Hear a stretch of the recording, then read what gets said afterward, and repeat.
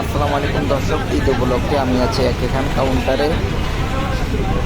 আজকে শুক্রবার ভোরবেলা থেকে খুবই যানজট দেখতেছেন। কাউন্টারে অনেক মানুষ, সামনে অনেক মানুষ, সবাই প্রিয়জনের সাথে ঈদ করবে বলে বাড়ির উদ্দেশ্যে রওনা দিচ্ছে।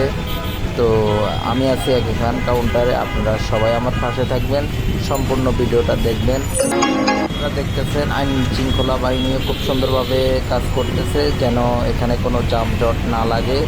ওরা খুব সুন্দরভাবে এখানটাকে পরিদর্শন করতেছে।